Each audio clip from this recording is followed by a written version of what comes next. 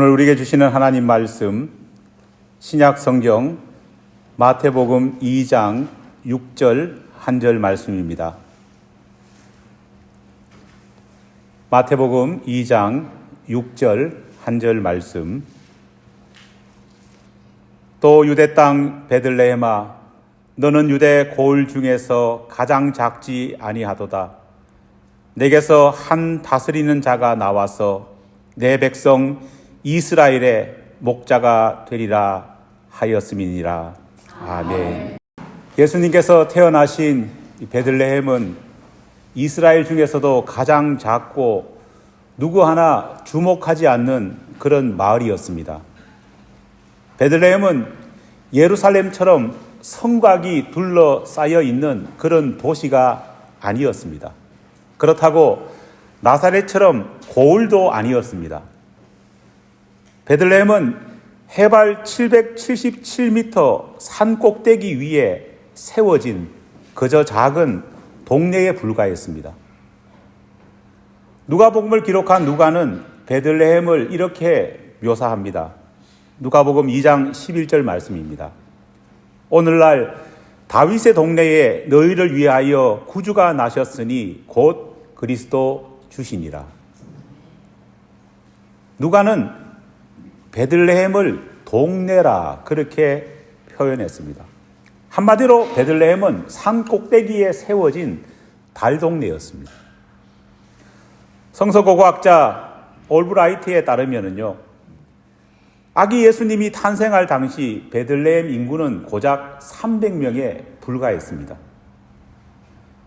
이 동네에서 한 해 태어나는 아기들 숫자도 기껏해야 6명, 7명에 지나지 않았습니다. 산꼭대기에 마을이 세워지다 보니까요, 그 베들레헴 꼭대기에는 엄청난 바람이 불어닥쳤습니다. 그러다 보니까 산꼭대기에 집을 건축할 수 있는 재료를 옮기는 것도 쉽지 않았고 바람까지 불어대니까 베들레헴 사람들은 제대로 된 집을 짓지 못했습니다. 그러다 보니까 주민들 대부분은 동네 주변에 흩어져 있던 석회암 동굴로 들어가서 그 동굴을 집 삼아 그렇게 살았습니다. 이렇게 열악한 환경 속에 살아갔던 이 베들레헴 주민들은 과연 무엇을 해서 먹고 살았을까요? 베들레헴의 남자들 대부분은 근처에 위치해 있는 예루살렘 부자들이 맡긴 부자들의 소유였던 가축들을 대신 키워주는 일을 했습니다. 한마디로 말하면 그들은 하청 목자였습니다. 돈과 권력과는 거리가 먼 사람들이었습니다. 오히려 배고픔과 가난에 찌들었던 사람들이 베들레헴 사람들이었습니다. 여러분, 히브리어로 이 베들레헴은 떡집이라고 하는 의미를 가지고 있습니다. 그런데 떡집이라고 하니까 많은 사람들이 오해를 합니다. 우리 기준에서는 떡집이라고 하면은 어떤 느낌이 듭니까? 모르겠습니다. 여러분 어떨지 모르지만은 먹는 거 좋아하는 저는요, 옛날에 설날 즈음에 이렇게 마을 다니다 보면은 떡집에서 모락모락 김이 풍겨나지 않습니까? 그리고 그 김 가운데에 가래떡이 이렇게 뽑아져 나오는 그 모습이 자꾸만 연상이 됩니다. 그러다 보니까 베들레헴 하면은요, 가만히 있어도 즐겁고 가만히 있어도 이 떡집이라고 하니까 배가 부른 그런 정취가 생각납니다. 하지만 베들레헴은 그런 곳이 아니었습니다. 주변 베들레헴 근처에 살고 있던 아랍 사람들에게 베들레헴이라고 하는 이 명칭의 뜻이 어떠냐? 우리가 생각하는 것과 전혀 다릅니다.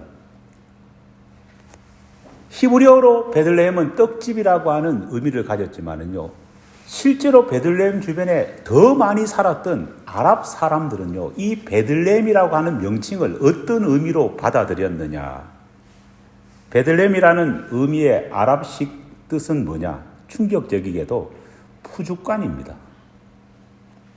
여러분, 떡집과 푸주간은요, 너무 다르지 않습니까?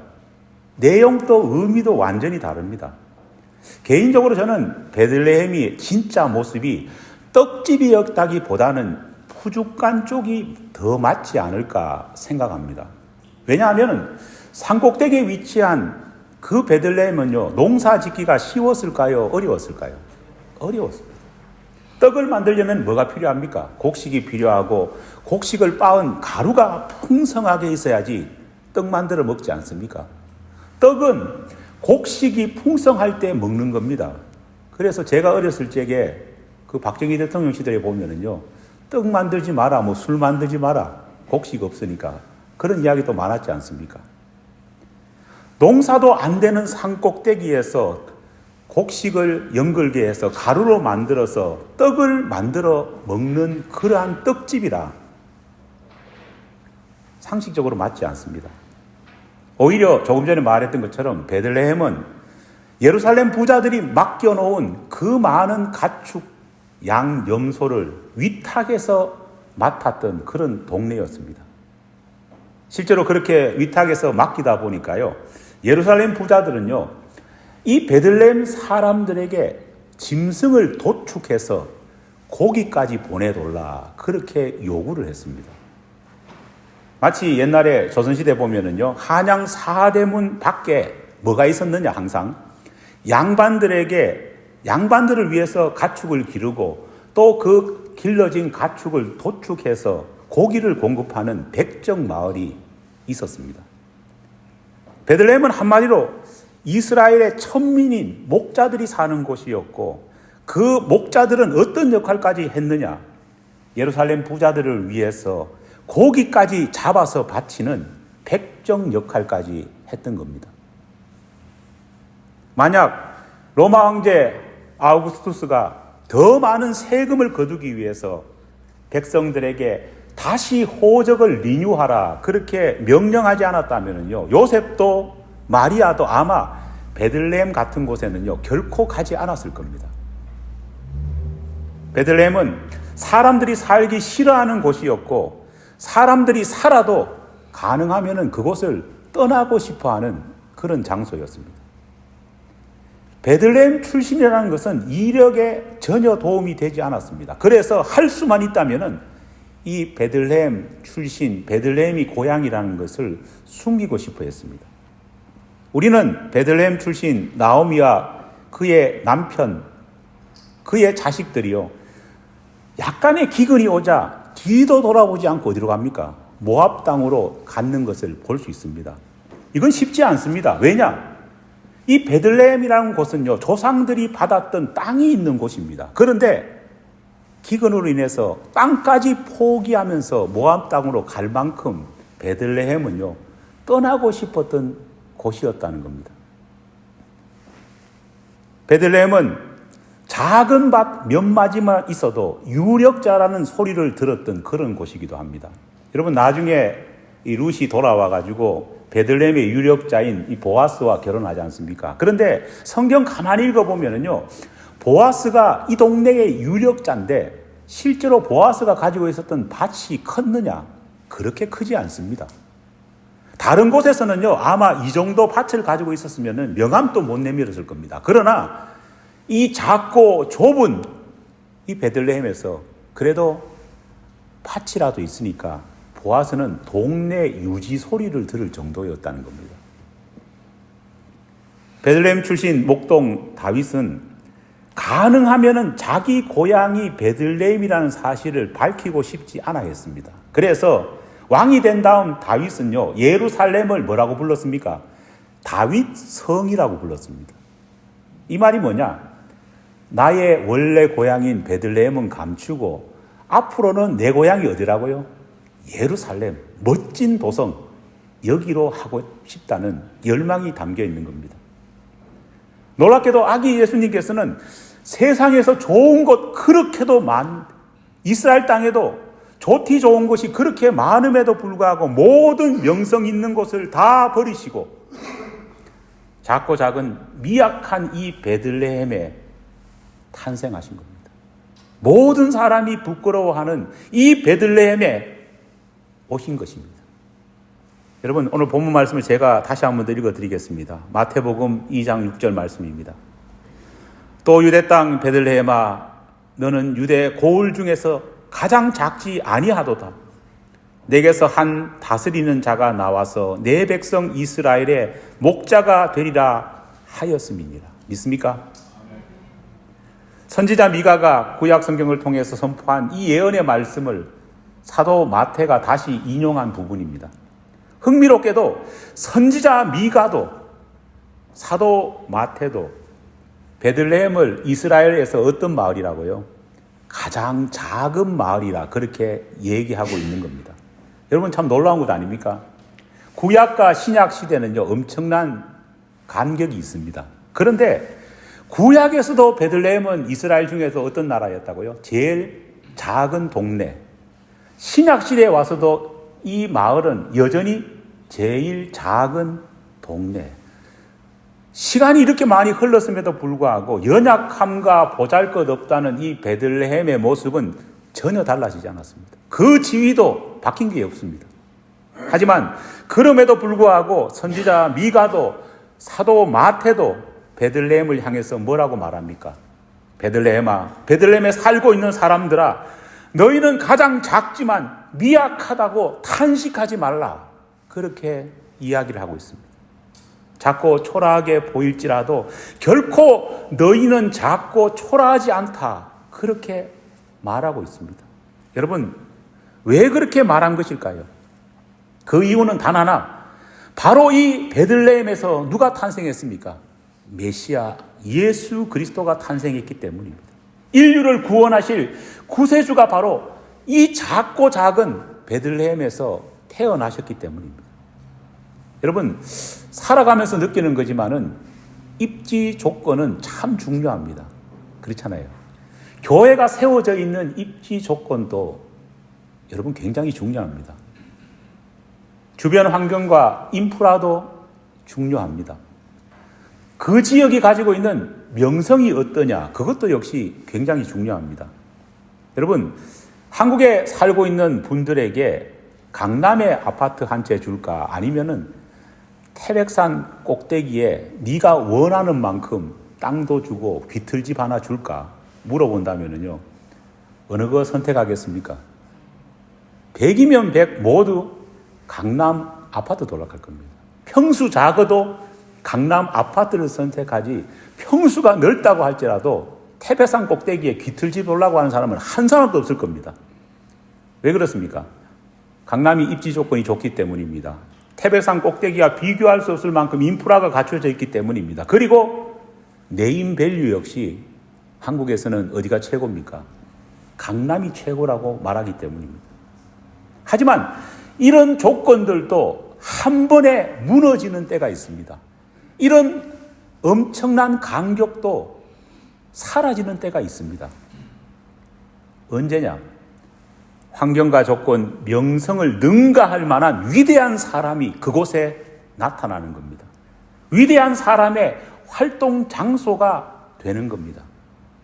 그렇게 되면은요, 전혀 주목하지 않던 곳이 사람들의 주목을 받고, 전혀 사람들이 찾아오지 않던 곳이 사람들로 인산인해가 이루어지는 동네가 될 수 있는 것입니다. 순식간에 누가 그곳을 거쳐가느냐, 누구의 자취가 남겨져 있느냐에 따라서 네임밸류가 어떻게 됩니까? 확 올라가는 겁니다. 여러분, 북한간 자락에 자리 잡고 있는 강원도 춘천에 남이섬이라는 곳이 있습니다.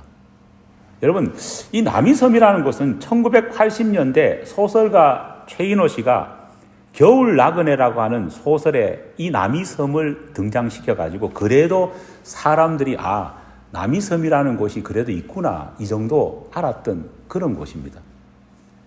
왜 남이섬이냐 하면은요, 남이 장군의 무덤이 있기 때문입니다. 여러분, 남이 장군이 누군 줄 아십니까? 저는 이순신 장군은 알아도 남이 장군이 누군지는 모르겠습니다. 아마 여러분 가운데에 남이 장군이 어떤 분이신지 아시는 분은요, 제가 보기에는 거의 없을 겁니다. 왜냐? 알고 싶지도 않습니다. 남이 장군의 무덤이 그곳에 있기 때문에 남이섬이 유명하냐? 아니기 때문입니다. 그런데 이렇게 별로 알려지지 않았던 이 남이섬이 어느 날 갑자기 국제적인 관광 명소가 되어버렸습니다. 수많은 사람들이 찾아와서 북적대는 관광 명소가 되었습니다. 여러분, 무슨 일이 이곳에서 일어나는지 여러분 아시지 않습니까? KBS 인기 드라마 겨울 연가의 배경이 되면서요, 이 남이섬이요, 난리가 났습니다. 주인공 배용준 씨의 자취를 찾아보기 위해서 수많은 사람들이 몰려왔습니다. 드라마가 일본에서 방영되자 일본에서까지 선풍적인 인기를 끌어서 주인공 누굽니까? 연사마를 찾기 위해서요, 수많은 일본 아주머니들이 이 남이섬을 찾아왔습니다.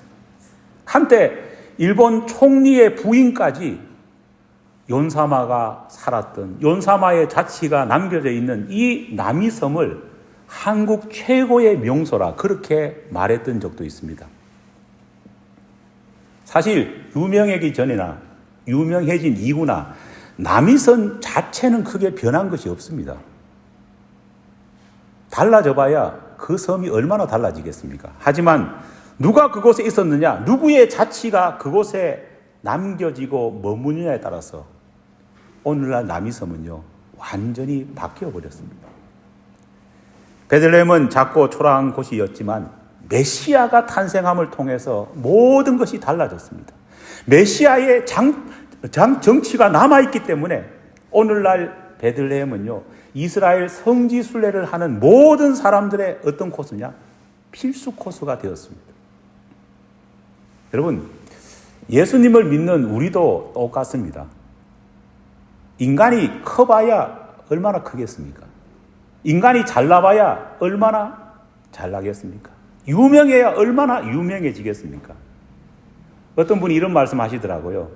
나이 들면은 많이 배운 사람이나 적게 배운 사람이나 똑같아진다. 나이 많이 드는 사람 중에 장땡이는 뭐냐? 건강한 사람이다. 여러분, 우리 모두는 100년 안 돼서 다 똑같이 한 줌 먼지로 사라질 존재입니다. 그런 의미로 본다면요, 우리 인생이 어떻습니까? 너무 초라하고 너무 허무합니다. 인생은 무상하다 그렇게 생각됩니다. 하지만 우리는 예수 그리스도를 구세주로 믿는 순간부터 모든 것이 달라집니다. 예수를 구세주로 영접하는 그 순간 우리는 어떤 신분을 가지느냐, 어떤 존재가 되느냐, 찬송에 나오지 않습니까?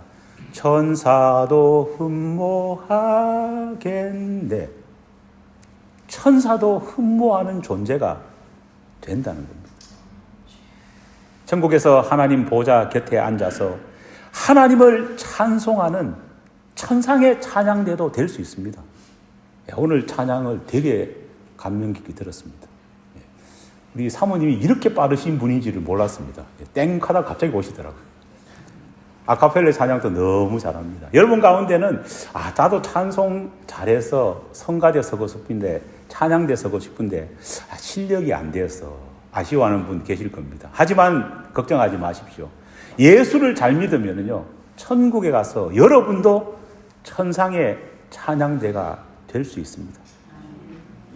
비록 우리 교회가 작다고 할지라도 믿음의 산증인을 많이 배출한다면 믿음의 산증인을 배출하지 못하는 큰 교회보다 오히려 위대한 교회가 될 수 있습니다. 예수 안에서 베들레헴은 연약하고 작은 곳이었지만은요, 오히려 이 베들레헴은 예루살렘을 능가할 만큼 광대한 축복의 공간이 되었습니다. 우리도 그렇게 될 수 있다는 겁니다. 둘째로 우리가 잊지 말아야 할 것은 베들레헴의 위대함은 예수 안에서 슬픔이 기쁨으로 바뀌어진 곳이기 때문입니다. 여러분, 원래 이 베들레헴은요, 지지리도 불행한 땅이었습니다. 성경 보면은요, 베들레헴 나오면은 항상 뭐가 나오느냐? 슬픔이 같이 나왔습니다. 제가 예를 한번 들어볼까요? 베들레헴에서 야곱의 아내 라헬은 아들 베냐민을 낳다가 죽습니다. 얼마나 슬픕니까? 베들레헴에서 소년 다윗은 형들로부터나 아버지로부터 인간 취급을 받지 못합니다. 여러분 기억하지 않습니까? 사무엘 선지자가 사울왕 대신해서 왕으로 선택될 사람을 찾기 위해서 이새의 집에 찾아옵니다. 이새가 자기 아들을 어떻게 합니까? 쇼케이스 선 쫙 보입니다. 그런데 말째 아들 다윗은 어떻게 합니까? 보여주지도 않습니다. 이 말이 무슨 말인 줄 압니까? 인간 취급을 안 했다는 겁니다. 그만큼 다윗은 베들레헴에서 서러움을 많이 겪었습니다. 유령 같은 존재가 바로 다윗이었습니다. 있어도 그만, 없어도 그만, 그런 사람이었습니다. 베들레헴은 룻이 시어머니 나오미야 다시 고향으로 돌아오지 않습니까? 그런데 룻은 고향으로 돌아와서 베들레헴에서 뭘 많이 느꼈느냐? 심한 굶주림과 인종차별까지 당했습니다. 베들레헴에서 일어난 모든 일을 성경에 찾아보면요, 너무 슬픕니다. 그 슬픔 가운데에 가장 큰 슬픔이 뭐냐? 헤롯 왕이 메시아가 탄생했다는 소식을 듣고요, 베들레헴에 있는 2살 이하의 남자아이를 어떻게 했습니까? 다 죽여버렸습니다. 아마 그 즈음에서 작은 베들레헴의 집집마다 곡소리가 났을 겁니다. 아니, 내 자식이 죽지 않았다 할지라도 그 소식을 들은 다른 사람들도 곡을 했을 겁니다. 왜냐? 가뜩이나 작은 동네 몇 명 아이도 태어나지 않았는데 다 죽어버렸으니까 우리 마을의 장례는 어떨까요? 미래가 없다 생각했을 겁니다. 하지만 이런 고통과 슬픔을 안고 있는 베들레헴이 예수 그리스도가 태어남을 통해서 구원의 빛, 생명의 빛이 가득한 그런 동네가 되었습니다. 예수 탄생과 함께 더 이상 베들레헴은 이후에 슬픔의 동네가 아닌 기쁨의 동네요, 저주의 마을이 아닌 희망의 마을로 바뀌어진 것입니다. 여러분, 올 한 해 여러분의 삶은 어떠했습니까? 여러분 가운데 혹 이런 분이 계실지 모르겠습니다. 목사님, 안 돼도 이렇게 안 되는 한 해가 없습니다. 탄식하고 한탄할 수 있습니다. 목사님, 하도 안 돼가지고 이제는 다 포기했습니다. 이렇게 말하는 분도 있을지 모르겠습니다. 하지만 우리에게는 슬픔의 도시, 슬픔의 마을, 절망의 마을 베들레헴을 예수 그리스도를 통해서 완전히 변화시킨 하나님의 은혜가 있습니다. 슬픔을 기쁨으로, 절망을 희망으로 바꾸어 주시는 거룩하신 목자 예수 그리스도가 우리에게 있습니다. 슬픔의 도시 베들레헴을 메시아가 탄생하신 영광의 도시로 높여주신 하나님이 오늘도 우리 가운데 살아계시다는 겁니다. 예수 그리스도 안에서 베들레헴과 예루살렘은 완전히 다른 곳이 되었습니다. 원래 베들레헴은 슬픔과 고통만 있던 그런 마을 아닙니까? 반대로 예루살렘은 어떻습니까? 영광이 넘치는 대도시였습니다. 하지만은 예수를 분기점으로 해서 베들레헴은 예수가 태어나신 영광의 도시가 되었고, 예수를 중심으로 해서 안타깝게도 예루살렘은 예수가 고난받고 예수가 죽은 도시로 바뀌어 버렸다는 겁니다. 우리 인생 가운데도 이런 역사가 일어난다는 겁니다. 마지막으로 베들레헴은 사명의 땅이기 때문에 위대합니다. 여러분, 오늘 본문 말씀을 우리 같이 한번 읽어볼까요? 예. 오늘 본문 말씀 시작. 또 유대 땅 베들레헴아, 너는 고을 중에서 가장 작지 아니하도다. 내게서 한 다스리는 자가 나와서 내 백성 이스라엘의 목자가 되리라 하였음이니라. 아멘. 베들레헴은 초대교회 때부터 수많은 순례자들, 크리스찬 순례자들이 하나님의 소명을 다짐받기 위해서 모여드는 곳이었습니다. 순례자들은 예루살렘을 방문해서는요, 엄청나게 멋진 도시구나, 도시의 모습을 보면서 감탄했지만은요, 베들레헴을 방문해서는 볼 것 없는 이곳에서 오히려 예수 그리스도의 자취를 생각하고 하나님께 소명을 온전히 결심했던 곳이 되었습니다. 여러분 기억하십시오. 모세가 하나님으로부터 소명을 받았던 곳이 어디입니까? 특별한 곳이 아닙니다. 예루살렘이 아닙니다. 어디입니까? 늘 양치던, 양을 치면서 돌아다녔던 일상적인 호렙산에 그 한 자락에서 모세는 소명을 받았습니다. 여러분, 선지자 엘리사가 소명받은 곳이 어디입니까? 늘 날마다 쟁기 잡고 밥 깔던 자기 집에서 얼마 떨어지지 않은 자기 밭에서 소명을 받았습니다. 진정한 소명의 자리는 특별한 곳이 아닙니다. 베들레헴 같이 너무나도 일상적이고 너무나도 평범하고 너무나도 보잘것없는 그곳이 사실은 우리의 소명의 자리인 겁니다. 소명과 사명은요, 멋진 배경 속에서 이루어지는 것이 아니라 어느 곳이든 하나님께서 우리에게 소명과 사명을 주셨을 때에 그 자리에서 무릎 꿇고 하나님 일을 하겠다고 순종하는 그것이 소명의 자리가 되는 것입니다. 사랑하는 여러분, 베들레헴 같이 작고 연약하다고 슬퍼하지 마십시오. 베들레헴처럼 작고 연약한 교회라고 탄식하지 마십시오. 왜냐? 우리 주님께서는 예루살렘에 오신 것이 아니라 작고 연약하고 미약한 그 베들레헴에 오셔서 세상을 바꾸어 놓았기 때문입니다. 우리의 소명의 자리, 사명의 자리는 이곳에 있습니다. 고린도전서 1장 27절로 29절 말씀을 여러분 잊지 마시기 바랍니다. 그러나 하나님께서 세상에 미련한 것들을 택하사 지혜 있는 자들을 부끄럽게 하려 하시고 세상에 약한 것들을 택하사 강한 것들을 부끄럽게 하려 하시며 하나님께서 세상에 천한 것들과 멸시받는 것들과 없는 것들을 택하사 있는 것들을 폐하려 하시나니 이는 아무 육체라도 하나님 앞에서 자랑하지 못하게 하려 하심이라. 아멘.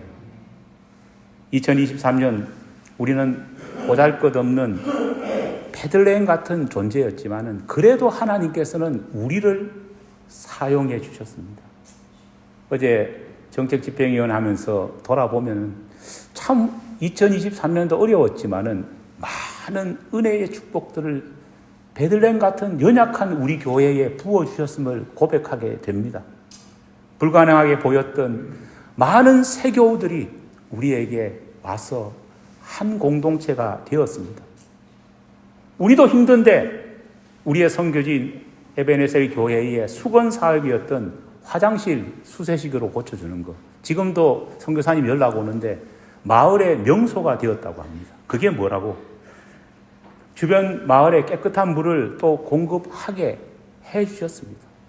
우리도 힘든데 우리보다 더 힘들다고 이 예배당의 주인 되는 우두머리 감리교회를 우리가 얼마 전에 또 도울 수 있었습니다. 여러분 힘을 냅시다. 작은 마을, 작은 연약한 존재라도 주께서 함께 하시면 모든 것을 넉넉히 할 수 있습니다. 이 시대 베들레헴인 우리들에게 하나님께서는 이처럼 큰 역사를 이루어 주셨습니다. 또 큰 일을 맡겨주고 계십니다. 이제 하나님께서는 2024년도에도 우리에게 더 놀라운 많은 일들을 행하게 하실 겁니다. 사랑하는 베들레헴 같은 여러분, 힘을 냅시다. 이 힘 가운데에 주의 역사하심이 함께 하실 겁니다.